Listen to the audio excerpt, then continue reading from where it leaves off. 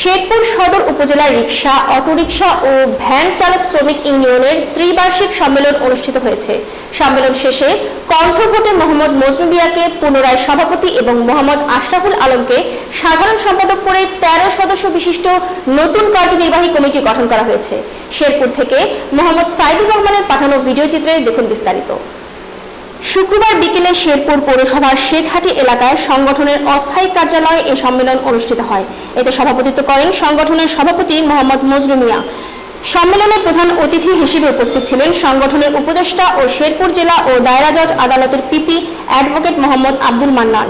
সাধারণ সম্পাদক আশরাফুল আলমের সঞ্চালনায় বিশেষ অতিথি হিসেবে বক্তব্য রাখেন জেলা মাইক প্রচারক সমিতির সভাপতি মোহাম্মদ আনিসুর রহমান বাদশাহ, কার্যকরী সভাপতি শাহিন আলম, সিনিয়র সহ সভাপতি মামুন মিয়া, সিনিয়র সহ সাধারণ সম্পাদক মোহাম্মদ হাসান মিয়া, ইসমাইল হোসেন এবং যুগ্ম সাধারণ সম্পাদক আব্দুর রহমান মিয়া।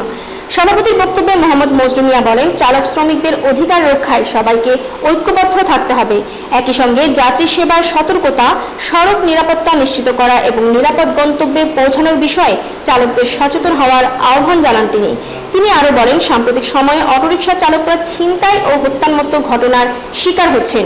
এসব অপরাধ প্রতিরোধে কার্যকর উদ্যোগ নেওয়ার পাশাপাশি চালকদের লাইসেন্স ফি কমানোর বিষয়ে পৌর প্রশাসন ও সংশ্লিষ্ট কর্তৃপক্ষের সঙ্গে আলোচনা করে সমাধানের চেষ্টা করা হবে। সম্মেলনের শেষ পর্যায়ে উপস্থিত বিভিন্ন ইউনিয়ন ও পৌরসভার চালক শ্রমিকদের কণ্ঠভোটে মোহাম্মদ মজনু মিয়াকে সভাপতি এবং মোহাম্মদ আশরাফুল আলমকে সাধারণ সম্পাদক করে 13 সদস্যের নতুন কার্যনির্বাহী কমিটি গঠন করা হয়।